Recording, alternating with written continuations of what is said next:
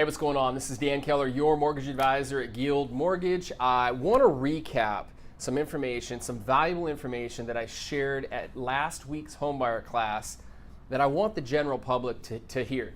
This is kind of a review or a recap of some conversations that I had after the class with the attendees. We held this class downtown Ballard at the shelter here in Seattle. And then cut more of an in-depth recap of the conversations that I had one-on-one at mortgage planning meetings with these clients. Now you have to understand, these are first-time home buyers in the Seattle marketplace. They're scared.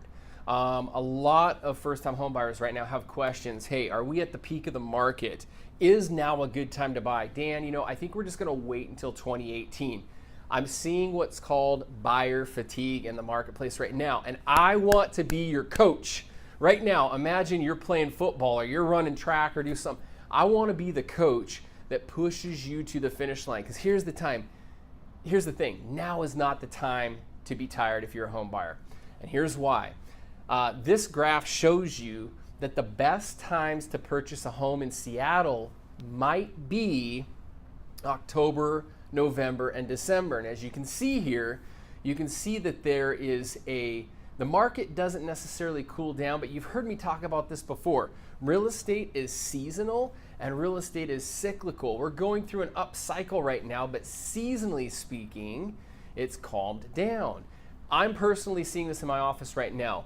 More pre-approval letters are getting accepted on the first go-around versus having to go out and make offers on numerous homes. And I just started seeing this in the last 30 to 45 days.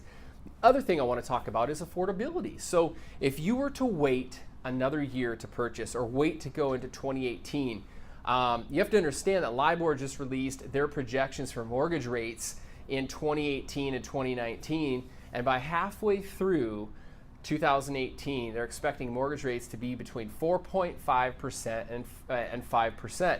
So if you look at this chart, the difference between buying a house now and waiting until next year is over a half a percentage point in mortgage interest. What that means on the example here in Seattle, that's a difference of $334 a month and a total savings of $4,000 a year.